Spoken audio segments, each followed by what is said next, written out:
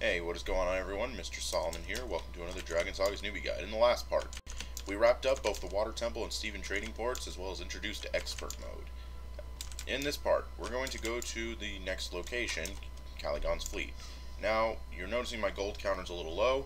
I lucked out in the market, and I managed to find a best gas mask. Doesn't look too much different from the regular one. Those look kind of cooler though, more technical. And the best Pharaoh's belt.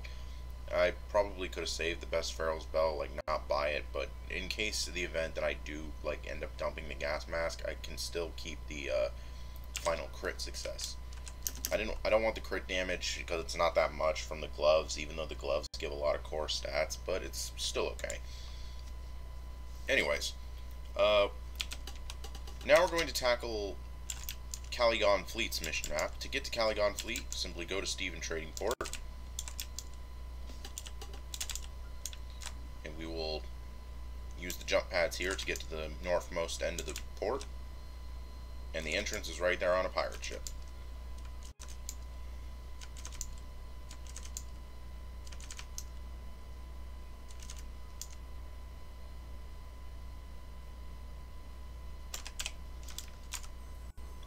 Anyways, Caligon Fleet, as you can see by the levels, for around level 27, you can start getting the quests around 27, 28. There's really only just a small chain of hero quests here to focus on the mission boss itself, who is, as the name implies, Captain Jack Caligon. Let's talk to his first mate, Johnny. Yeah, so I think he's one of Caligon's first mates, so let's talk to him, and he's going to ask us to investigate his captain at the end of the Caligon Fleet.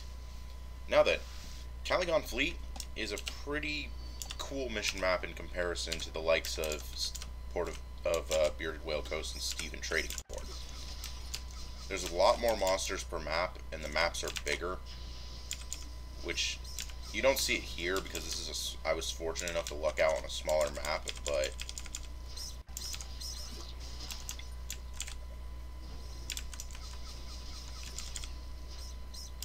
there's a lot of instances where you'll jump through ships and have to go through like gauntlets of enemies, which is pretty nice. Oh, silver coins. Can't forget those. Anyways, like every port map, I start the fight off by fighting a bunch of jellies.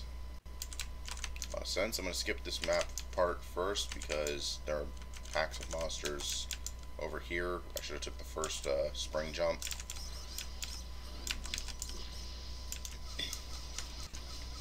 Anyways, let's just kill these monsters.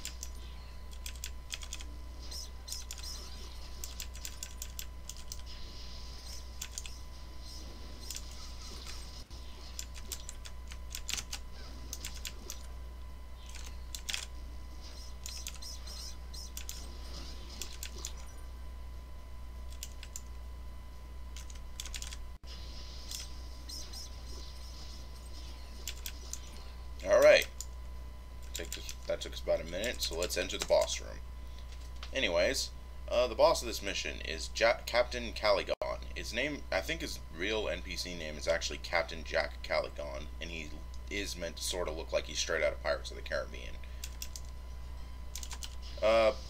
Technically the quest ends when you just walk up to him in the boss room, but you can kill him if you want, get some experience and gold. I'm going to do it because I just spent 10 gold, the 10 gold Steven trade gave me on some gear upgrades.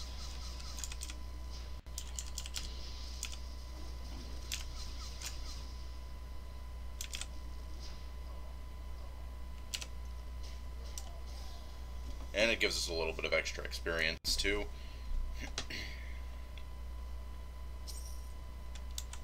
He's got his own defense order for F6, and he gave us, admittedly, one of the best drops I could get from him. Not destroy that. I was trying to put that on. Yeah, so he has a chance to drop. Him, Hookah, and Albedo all have a chance of dropping that gold moon ring. It's a really good ring because it gives critical final crit rate. You don't even need the full accessories. Let's actually just straight upgrade over this one. Oh, it isn't soulbound. Nice. So the little extra crit rate's going to help out a lot.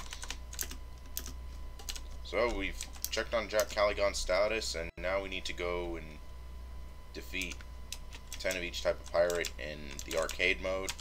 This can be kind of difficult, so I am going to go to 3 map like he recommends, because when you have to kill specific monsters inside a mission map, you gotta pray it loads the correct map.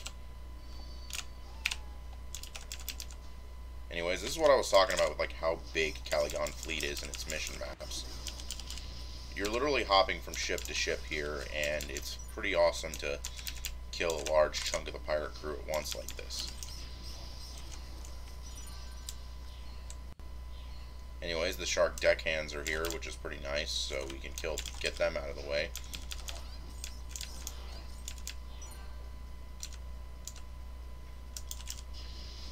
I would say that this is one of the better maps to just finish off leveling 20 to 30 because of how many monsters there are in conjunction with the boss itself on 3 maps. Makes it for some pretty good experience.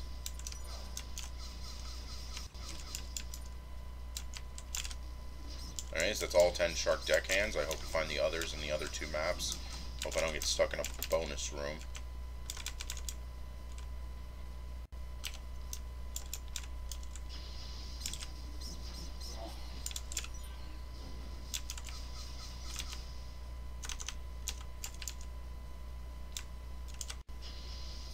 Oops. Oh, yeah. That's what happens when you cast Blizzard on a place with a low roof. The blizzard hits the roof. The ice shards hit the roof.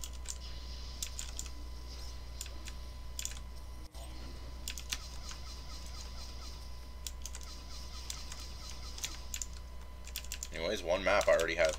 It's also good for farming gold here because just 1 map easily gets you triple S rank because of the sheer number of monsters. So if you have if you're a class like Priest or something that has trouble getting triple S rank because you use mostly X spam, then fear somewhat not, because you can still do okay. I missed a monster, which is rather humiliating. I thought I had this fixed up.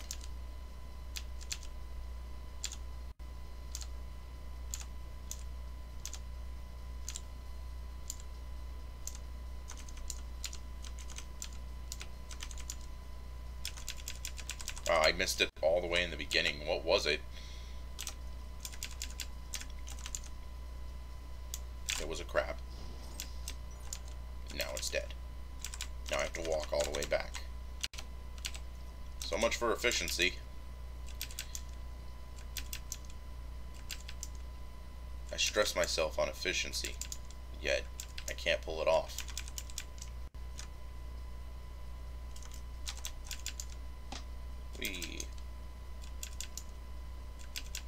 We're not going to take the stairs. Instead, we're going to jump up the stairs.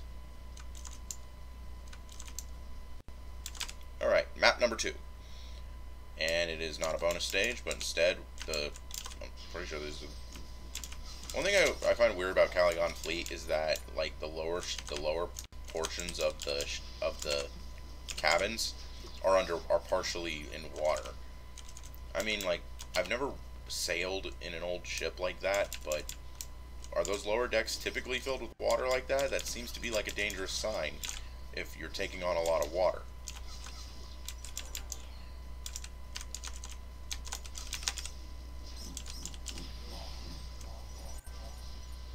Anyways, the regular shark pirates are here, so that's good. We could technically leave. I don't know if that'd be a good idea to just leave. See how much XP these monsters give us. 0.06% each. We're just gonna leave. Normally, if you leave a mission map, there's a penalty to the grading, but that really only applies in parties. Okay. Now, in another map called Nautilus Port, we need to take care of the jellyfish over there. You can see the Nautilus Port is actually up, not down. What am I doing?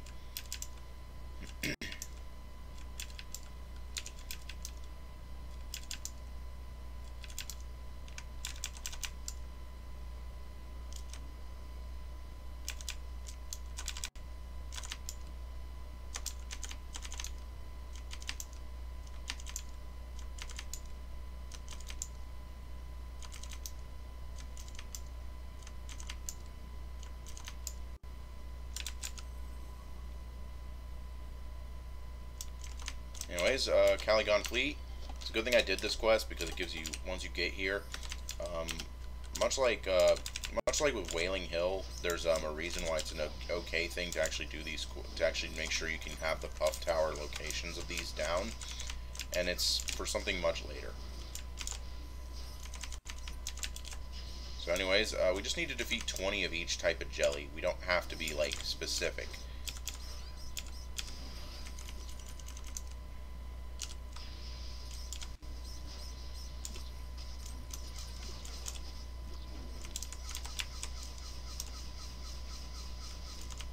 There's 15 of them right there. I want to be able to beat this with, when you use the jump pads here, it kind of forces you to go on a bit of a cycle, and that's a bit boring, because it means a lot of walking around. And of course you can alleviate this a bit with the Puff Towers, but I don't want to. Actually, the Puff Tower here takes me right next to Johnny, so I don't see why not to use it. Okay.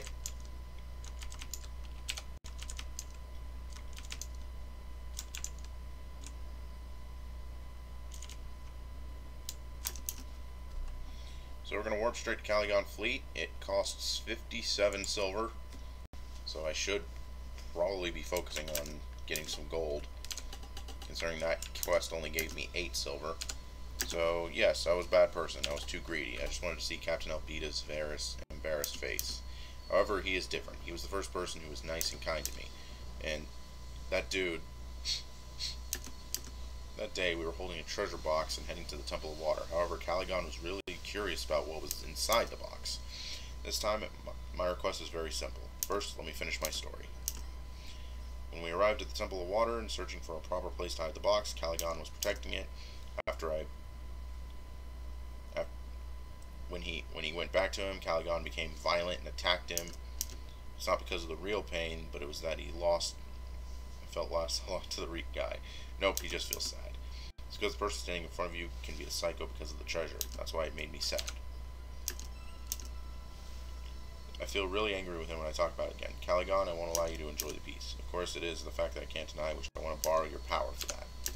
I don't expect anything now. I only want a revenge on Caligon. No mercy is allowed for a person who's abusing a violent attack to a friend because of greediness for treasure. So the story is that Caligon and him found a weird treasure somewhere, and Caligon went to open the treasure. He freaked out and attacked his crew. So we have to save him. Something about that treasure was suspicious.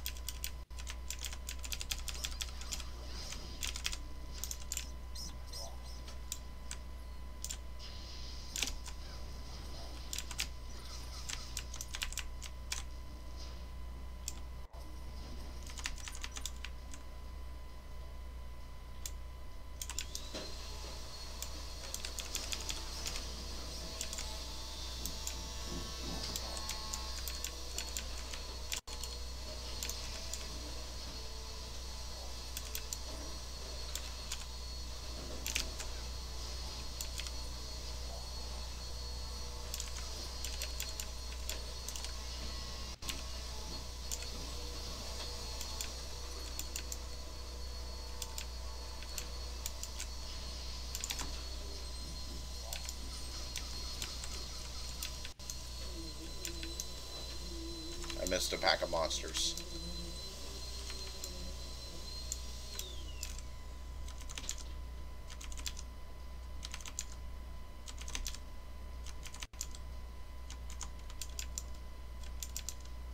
They're back here.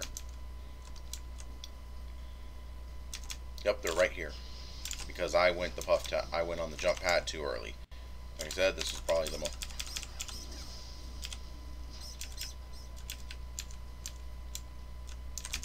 Dunk him down, and we can go. Oop. I'm trying to see if I can hit level 30 from this, but I don't think I can. If I don't hit level 30 right away, I'm just going to stick into Caligon F1 and spam it to get level 30 before I enter the next map, because when you're not level 30 and you enter this map, you'll find yourself in a scenario where you'll get messed up a lot.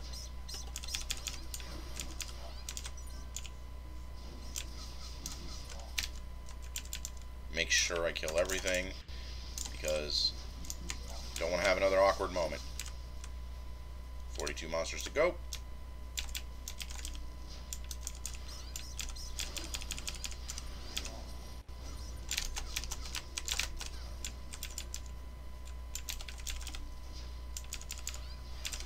Oh, there was a bit of lag there.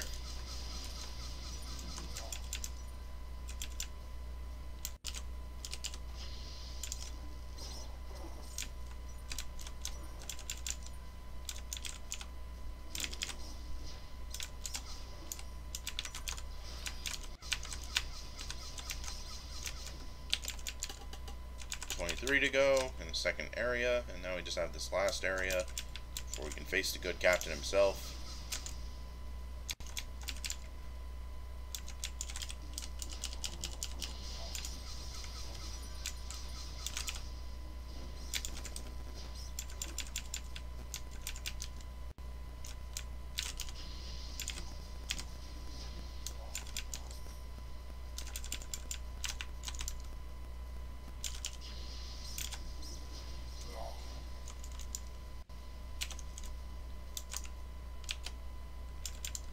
Anyways, here's the boss, Captain Caligon.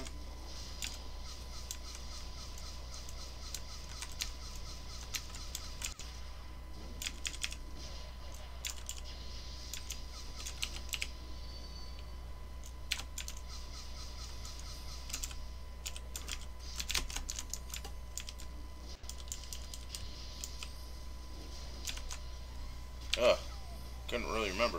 Johnny? Where is Johnny? Okay, I can remember a little bit. Johnny and I stole a treasure box from Alvida to bring to the Temple of Water. I just wanted to check out what kind of jewels are inside, but I couldn't remember anything after that.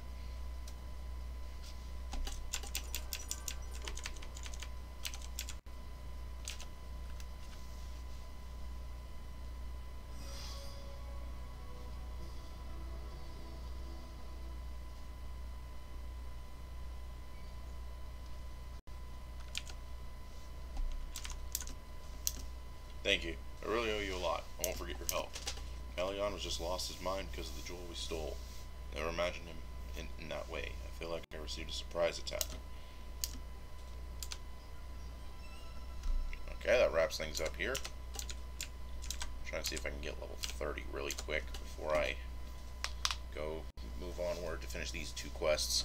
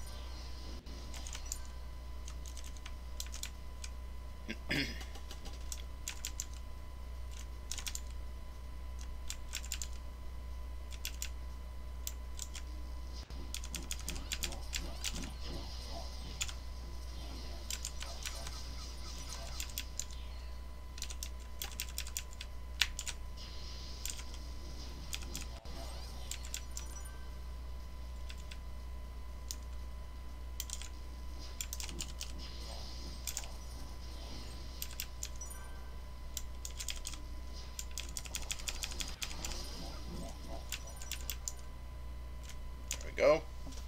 About 2% from that map, and then probably get another few percent from this boss.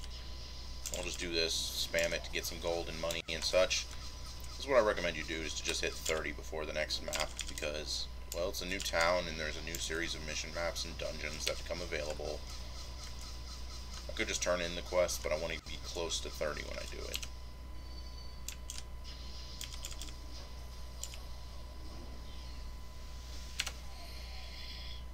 Johnny get possessed again? Who knows? It's because mission map runs aren't entirely canon unless you're investigating something in it. Yeah, it was pretty good. Triple S rank. Triple S's are going to start becoming a lot easier as you level and rank up your classes, and as a result, that's pretty awesome because of it. Got another high energy plasma. Let's see what I get from here. Ooh, a hat. I just tried that to try that. Let's see if I get something good. Special grade, not bad. Or advanced grade, it's not bad. Physical defense, which is okay. Which is okay to roll, though health would have been preferred. I could go to chaos mode to get a little more experience because they're higher level, but I think I'm just going to do one more run of F1, and that'll be that. It would be the smaller map that I run.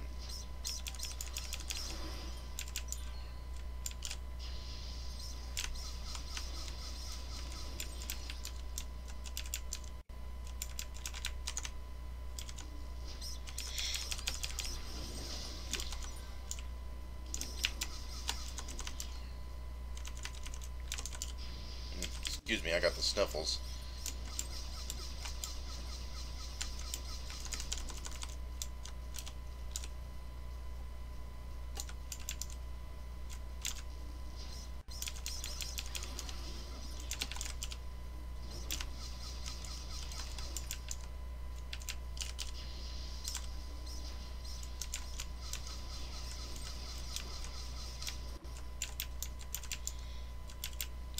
Should focus on ranking.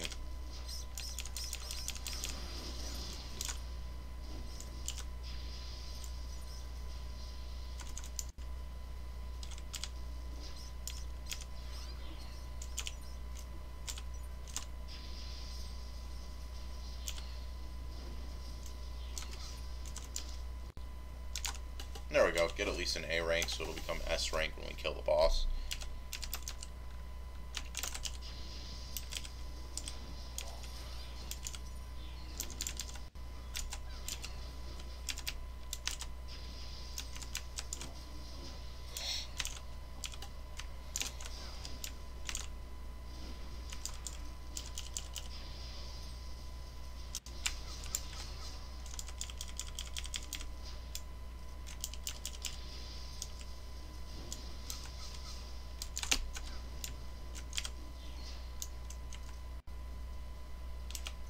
There we go.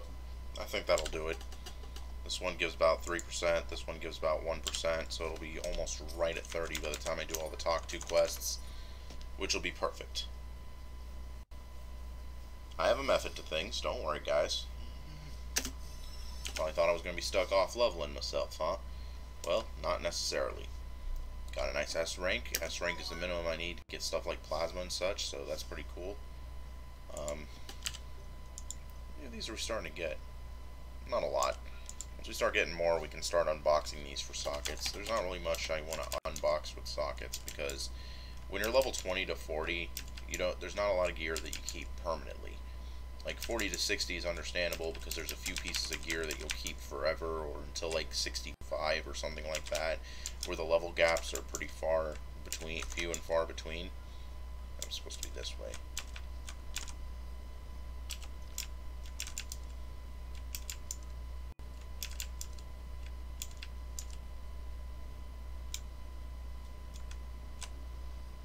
Okay.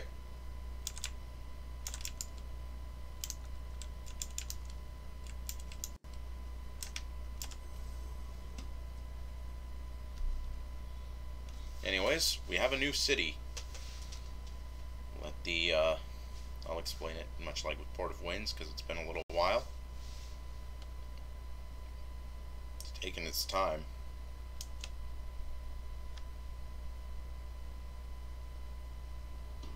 Moonlight Shore Village.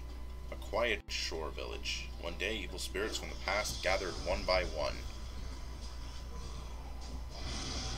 And secrets about heroes from 1,000 years ago are revealed. The wandering spirits are revived by the Dark Witch.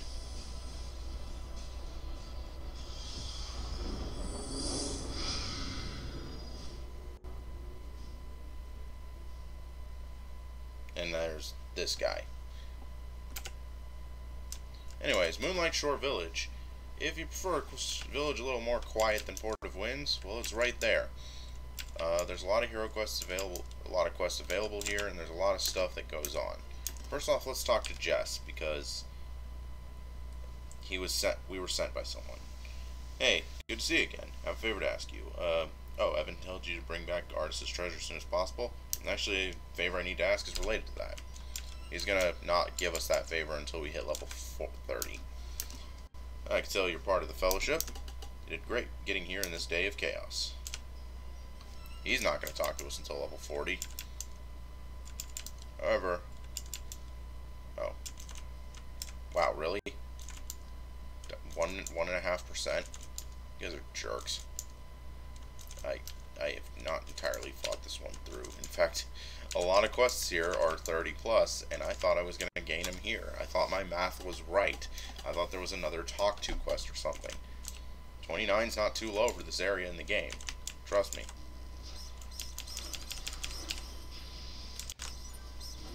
We'll just kill these monsters until we get level 30. No problem there.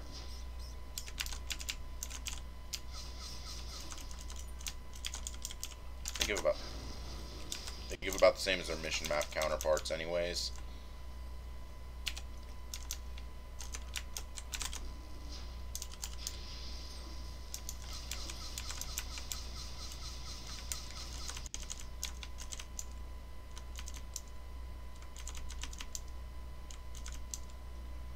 Oh hey, this guy will level me.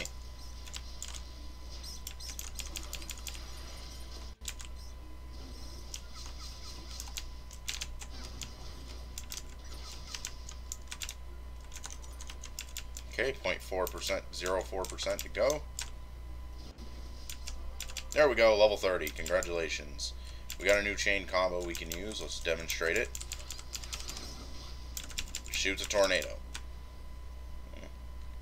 And like I said, most chain combos for mages aren't really too good once you learn a lot of skills, but it's a nice thing to mix it up. Close that. Put our element points. See, leveled up. We can start leveling Blizzard and Fire Symbol further. I'm going to put the second point into Blizzard because I want it to do better. Basically, we're going to be focusing on maxing only 4 skills here, maybe 5 if I can get Mana Shield up. I got 10 more levels to think about it, 200 more SP, that's more than enough to max these remaining skills. Anyways, now that we've come back slightly higher level, that's not what I needed. Related to that, okay, me and Jax, no, we're thieves, needed recommendation letter for the Dragon Fellowship. Even Evan told us that if we can take care of the Ghost Knights in Milky Way Sanctuary, he'll give us the recommendation letter. Okay. Yep. What are you talking about, rank 3? And also, this is a pretty interesting plot point. They were looking to join the Dragon Fellowship, but this guy ends up sending them, instead of to, you know, like the wolves or the pirates, to deal with lower level threats, he instead kind of asks us to do something else. They instead get asked to do something else. Anyways, there's also quests on Port of Winds to enter to, for the sake of... I'm getting my words mixed up. There was actually quests in Port of Winds where you get to enter Moonlight Shore Village. Part of me is mad that they didn't give me that I can't accept these remotely since I'm out in the town. But part of me is glad since I took the convenient idea of getting Port of the Winds ready. Anyways, East Thesaurus. So she wants us to meet her at Milky Way Sanctuary. She's basically like another series of quests that takes place there. So there's 2 quests in Milky Way Sanctuary. And this guy's going to ask us to talk with a guy named Laryl in Moonlight Shore Village. And the rest of these hero quests are just the optional ones for the sake of getting stuff like starting productions and getting a pet and something like that. We don't have to do those. Moonlight Shore Village. Puff Tower cost is 60 silver. Rather ludicrous, but we do need to talk to this guy named Laryl, so let's talk to him.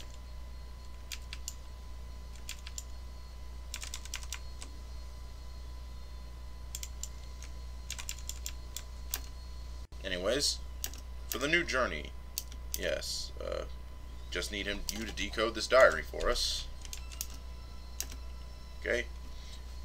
What? The grave is that? I haven't heard anything before. Hope you don't do stupid things in front of me. I haven't had good sleep for a while, you know?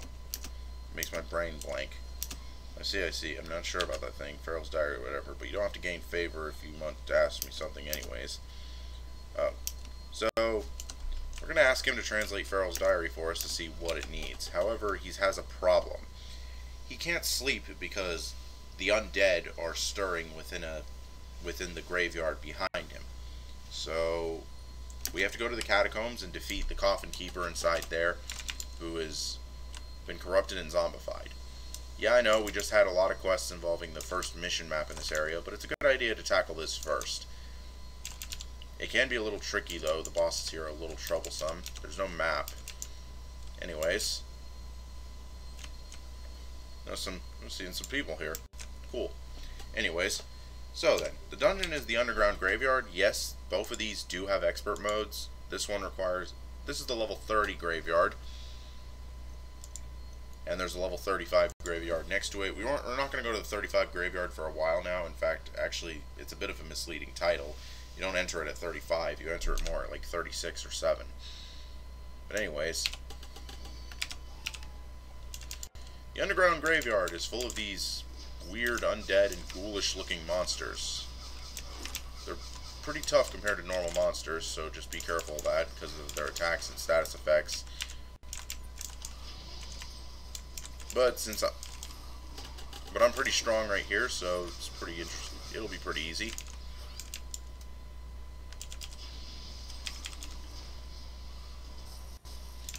You might start getting daily quests in this graveyard, but not to beat the final boss, just to progress like a bit of a ways into the dungeon.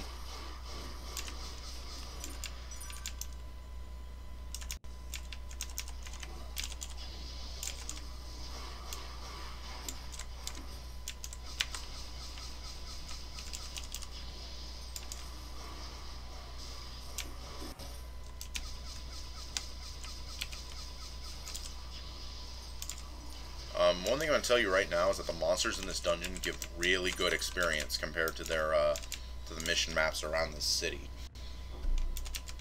So coming here on an XP event day is actually a very good idea. I'm not even under an XP event, and I'm getting noticeably good experience from these guys, considering I'm right at 30.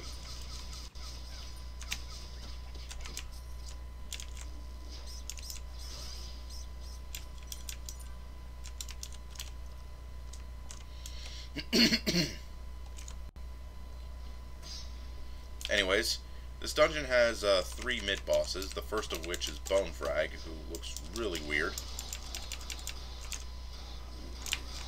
The mid-bosses here, they have a lot of health and some really annoying attacks. This one has like a bite attack that can knock you down. This grabby hands thing he just did, if you stand in that AoE, you take damage over time. Additionally, it can trip you up occasionally, so be careful with that. It looks like he tried to do it here.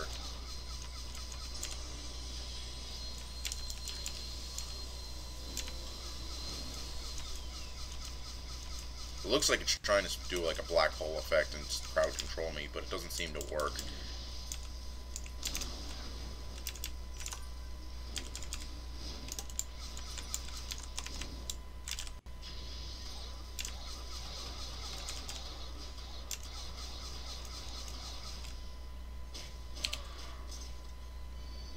First boss down.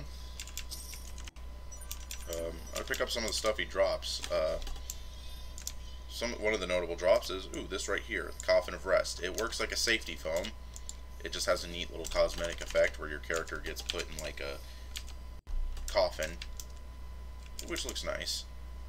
Anyways, we have to beat about 30 more monsters before we can enter the next mid-boss room, so let's take care of that real quick.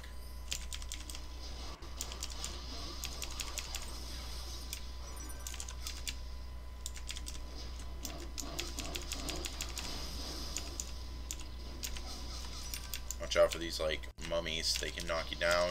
These Dullahans are pretty rapid in their attacks also.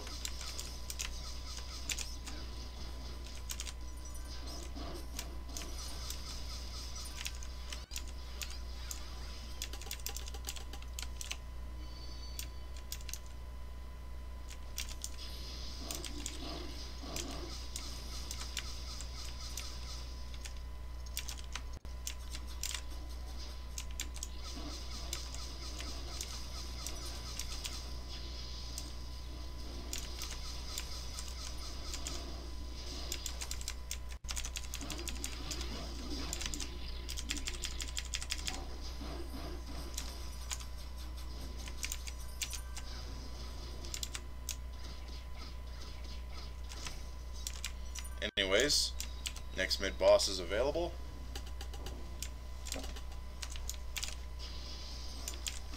We just have to get through these last few monsters.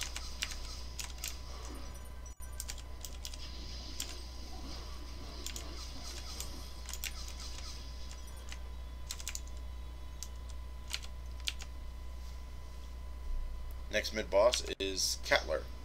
He's like the other boss, a type of mummy. He's a mummy, and we gotta kill him. He's got a little eye laser, doesn't do too much damage, so don't worry about that. Really the biggest threat with the graveyard is just killing everything around the bosses first, because they can be problematic if you don't. See here, Catler himself isn't really that strong a monster because of how his attacks work.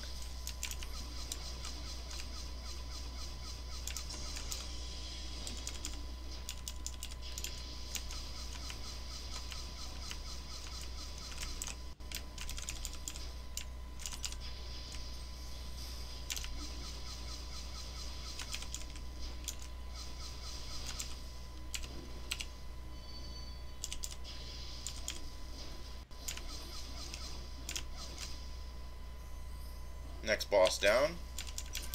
Another boss that gives a good amount of experience. Probably gonna gain a good like 30% in this dungeon alone.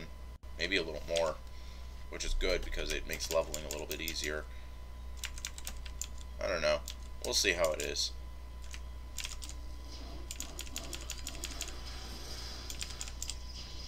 Got these rats. What's a graveyard without mice?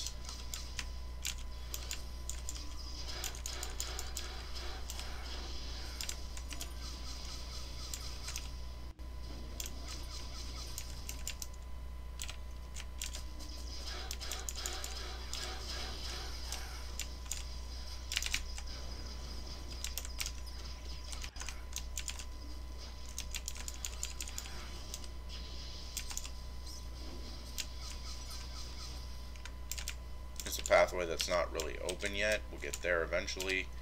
Let's just jump down here. You want to go down this way to get these two stragglers right here. Else you'll be stuck with having to look around the graveyard for them later.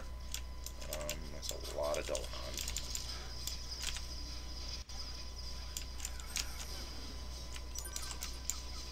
One of them kind of wandered off in this direction. Let me bring him back over here.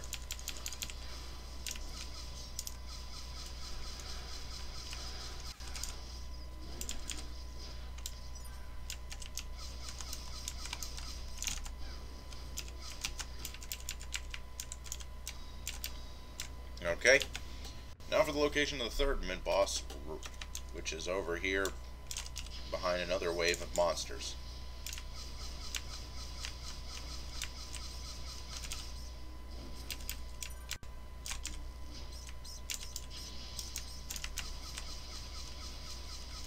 Those of you wondering, yes, the graveyard's an okay spot for leveling. Not the best, considering its hero quests are still good, but not the worst. It does have expert modes, and they start to become a little better for leveling to 40, so there's where I'm talking about. Except for the graveyard 35, it's actually kind of hard to level there.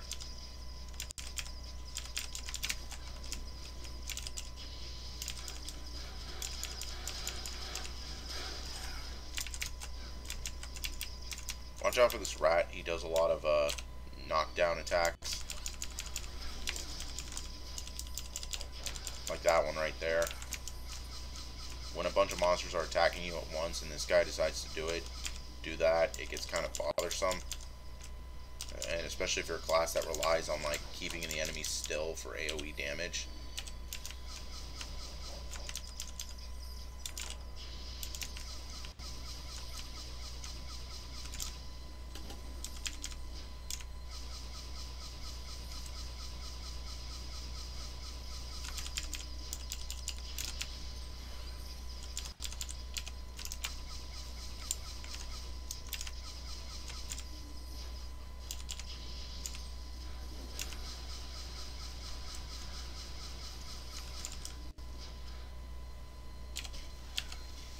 Anyways, third boss down. Got about 30% experience from that, which is pretty good. Some of these misc items aren't really useful for anything. They sell for a lot in markets though, not markets, the equipment merchants. Anyways, it's going to tell you to turn right around because that door just opened. Yeah, apparently killing a giant mouse opens a door on the other side of the graveyard. Hey, it's not the worst logic for secret doors in the graveyard.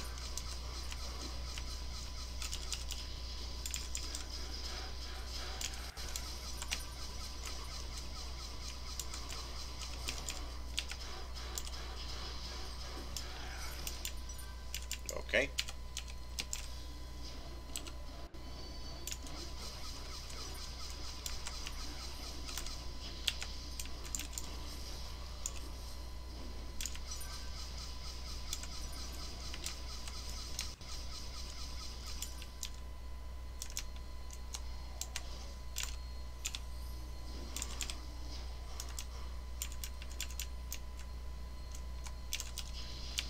We're getting towards the last groups of monsters here, which is really good, because we're getting towards the final boss, which is the coffin keeper that he wants us to kill.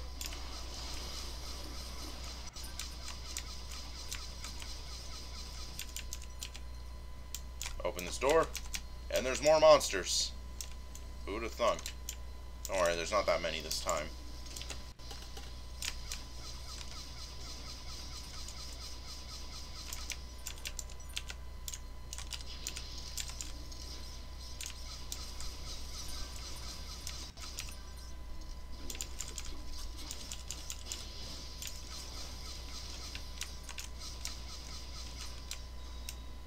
Anyways, let's enter the dungeon, and we found ourselves in a very secluded room.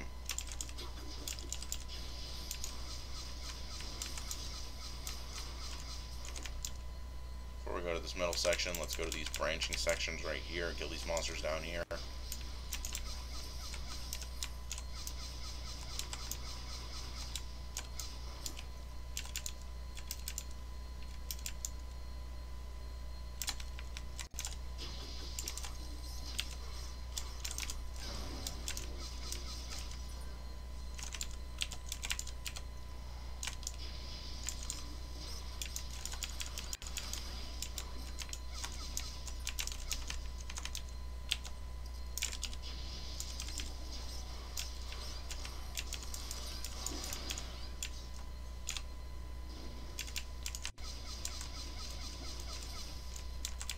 Okay, let's try and enter further.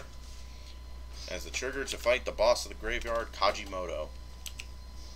Kajimoto is pretty dangerous with the AoE of his attacks, and there's a lot of monsters in here, which also helps him out a lot.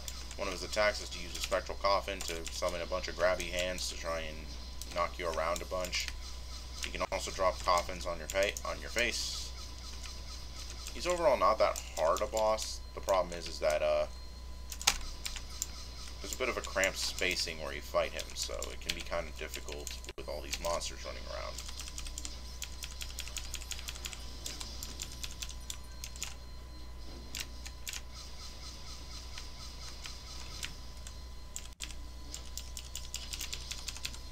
This hand grab attack is actually not bad if you want to damage him, because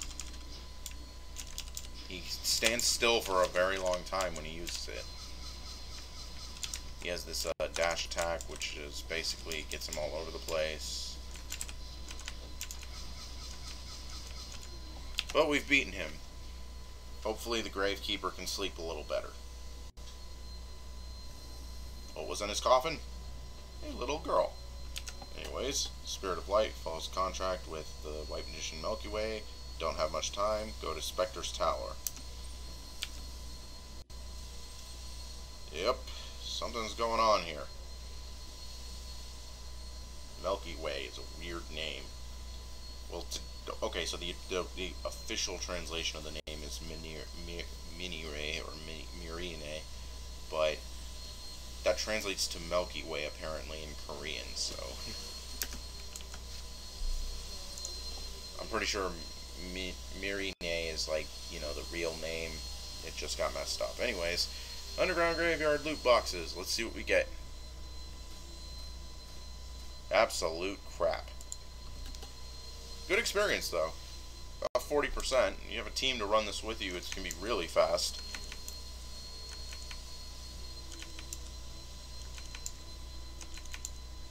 Fitting I had a pumpkin weapon for a dungeon that's straight out of Halloween. Anyways, let's get out of this graveyard. We won't be coming back here for some time, probably. His next quest is locked until level 31, but conveniently we have another series of quests. Anyways, he drops the graveyard earrings. There's a belt and necklace that also drop. They can be found in the graveyard dungeons. They're not bad. There's better out there, but for 30 to 40, these are okay. Soulbound on equip, so watch out for that. And I think we're going to wrap things up here. We had a lot done. We didn't have the most done today. We can get rid of all these defense orders. We didn't have the most done today, but we still had a lot done today. Next time on Dragon Saga's Newbie Guide, we're going to head into Milky Way Sanctuary and investigate the spirits that have arisen there. See you guys next time.